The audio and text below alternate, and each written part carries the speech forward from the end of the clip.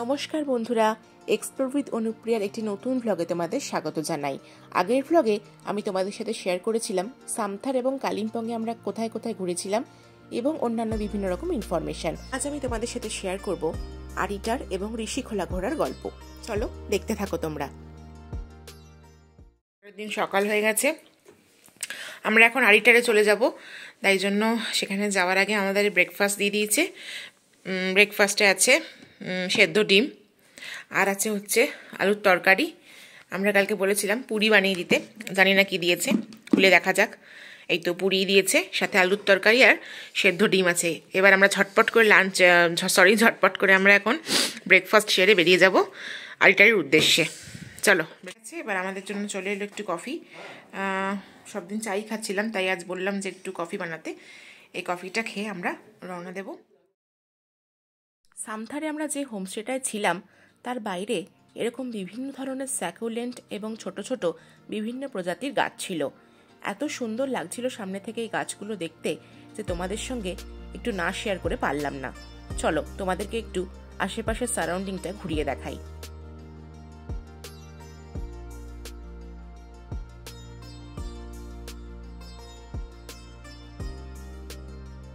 ওই যে অপেক্ষা করছে আমাদের গাড়ি।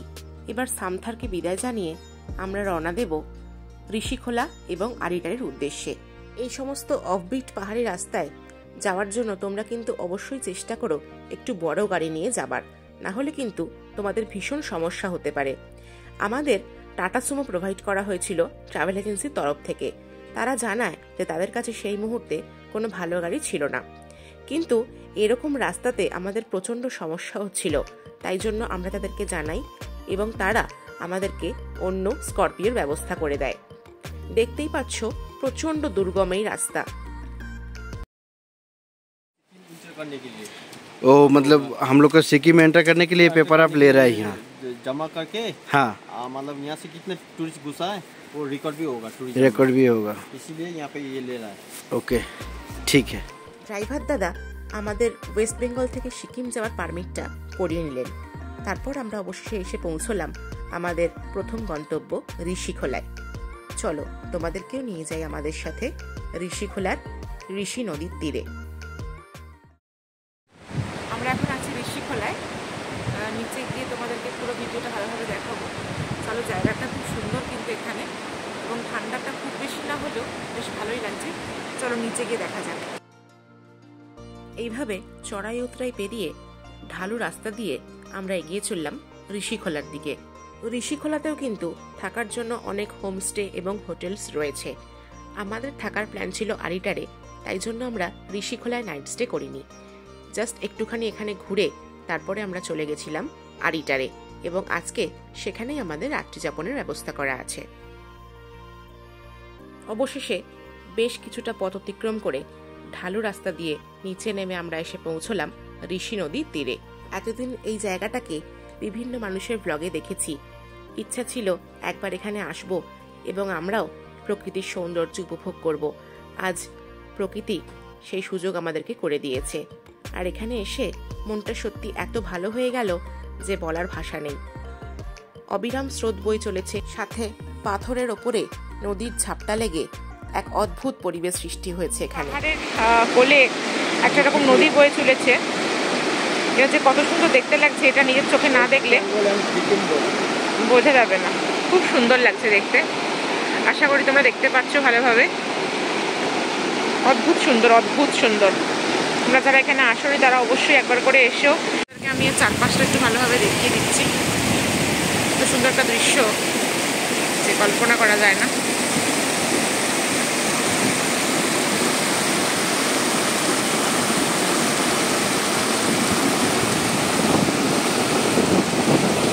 তোমাদেরকে একটু জানিয়ে রাখি, এই ঋষি নদীটি পশ্চিমবঙ্গ এবং সিকিমের বর্ডারে অবস্থিত।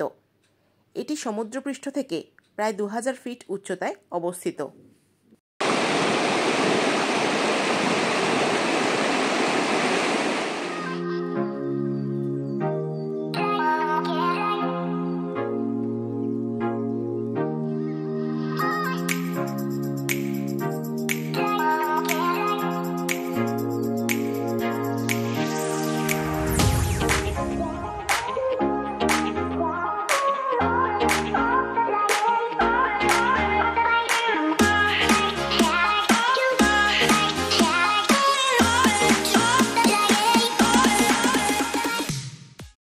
জায়গাটা এতটাই সুন্দর যে আমাদের এখান থেকে একটু যেতে ইচ্ছা করছিল না, কিন্তু সময় তো কিছুর জন্য থেমে থাকে না।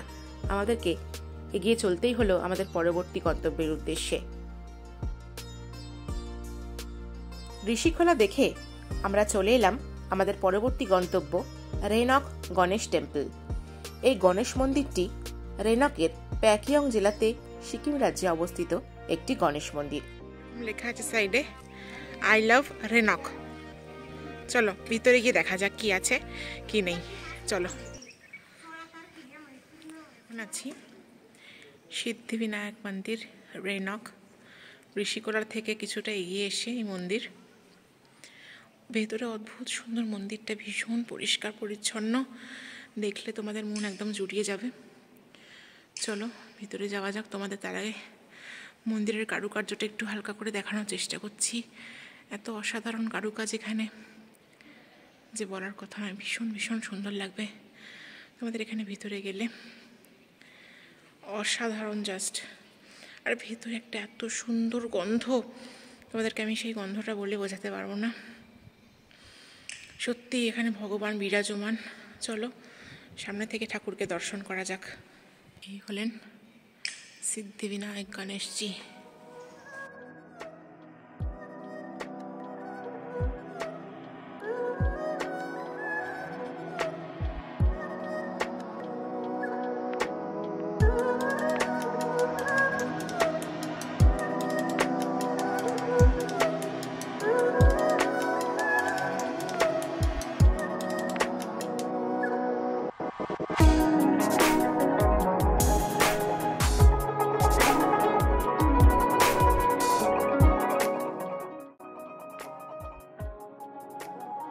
গণেশ মন্দিরের ঠিক পাশেই রয়েছে একটি বজরংবলীর মন্দির।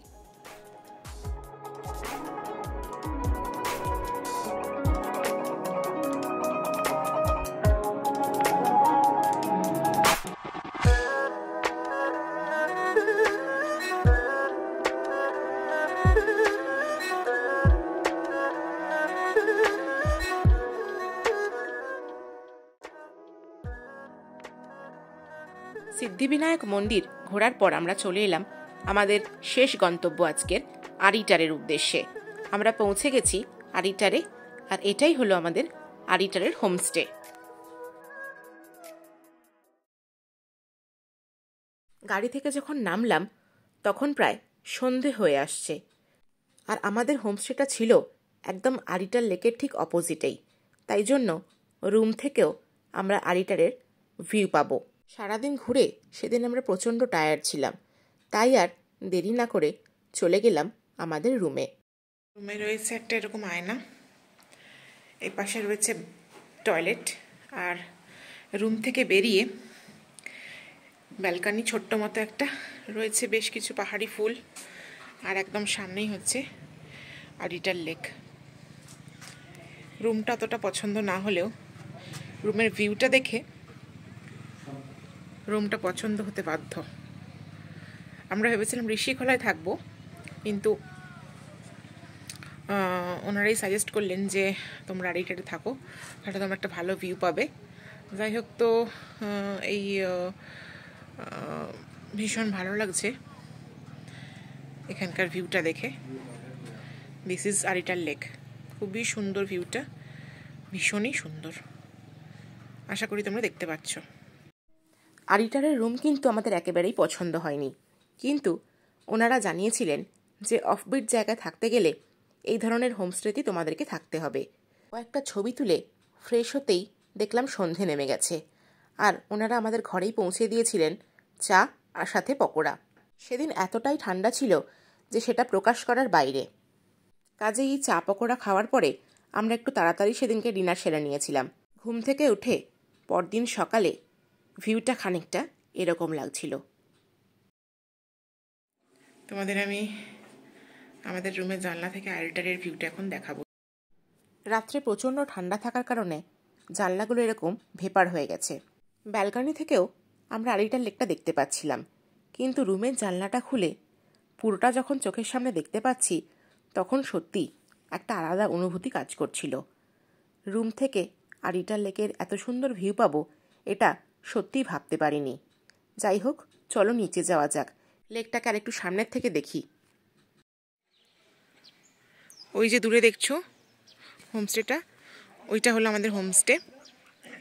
হোমস্টে থেকে বেরিয়ে আমি তোমাদেরকে একটুখানি পুরো জায়গাটা ঘুরিয়ে দেখাতে চাই।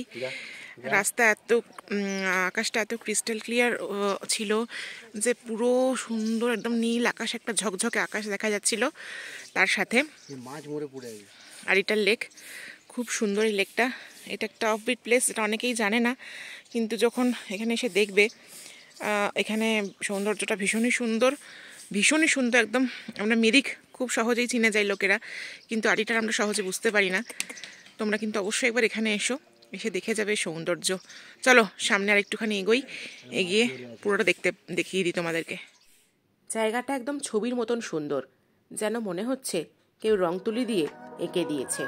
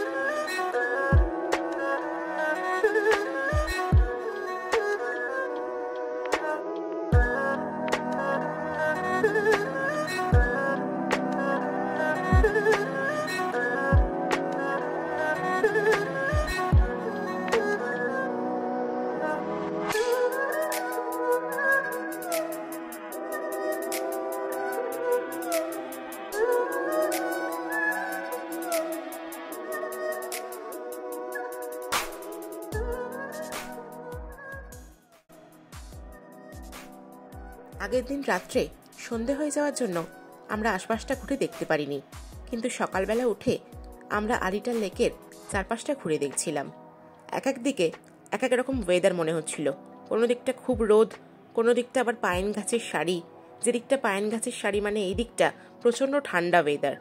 হঠাৎ দেখতে পেলাম একটা মন্দির টাইপের, একটু উঁচু, ওয়াচ টাওয়ারও বলা চলে। চলো দেখা যাক ওপরে কি আছে।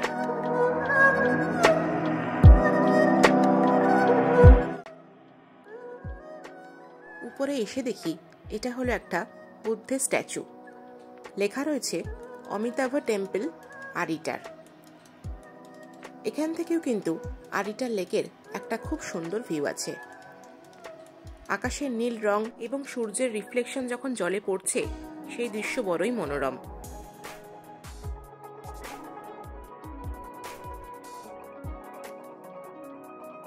এটা হলো একটা বুদ্ধিস্ট স্ট্যাচু, যেরকম আমরা সচরাচর বিভিন্ন জায়গায় দেখে থাকি। এই মূর্তিটি কিন্তু একটু হলেও আলাদা। কাঁচ দিয়ে ঘেরা ছিল চারিদিকটা, তাই জন্য ভেতরে ঢোকা সম্ভব হয়নি। বাইরে থেকে আমাদেরকে মন্দিরটি দেখতে হলো।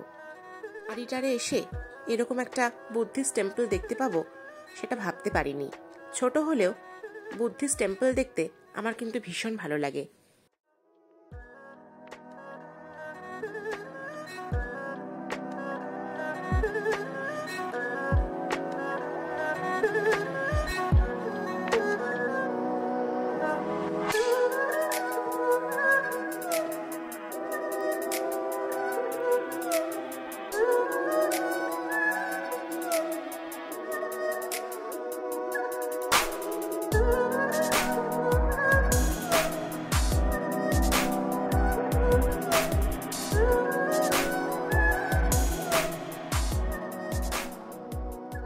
সকাল সকাল ঘুম থেকে ওঠার পর আরিটার লেকটা পুরো রাউন্ড দিয়ে আমরা ঘুরেছি, আর ঘুরে প্রচণ্ড টায়ার্ড হয়ে গেছিলাম। তারপরে ব্রেকফাস্ট সেরে আমরা বেরিয়ে পড়লাম আমাদের পরবর্তী গন্তব্যের উদ্দেশ্যে। আমাদের পরবর্তী গন্তব্য হলো জুলুক, কিন্তু এই ভ্লগে আমি আর সেটা দিলাম না, তাহলে ব্লগটা অনেক বড় হয়ে যাবে। পরবর্তী ব্লগে আমি অবশ্যই জুলুকের সমস্ত আপডেট তোমাদের সঙ্গে শেয়ার করব। আগামী ব্লগগুলো আরও ইন্টারেস্টিং হতে চলেছে, তাই তোমরা যারা এখনও চ্যানেলটাকে সাবস্ক্রাইব করোনি তারা অবশ্যই সাবস্ক্রাইব করে নাও এবং লাইক করে পাশে থেকো। পরবর্তী নতুন একটা ভিডিও নিয়ে খুব তাড়াতাড়ি তোমাদের সঙ্গে দেখা হবে। সবাই ভালো থেকো, সুস্থ থেকো।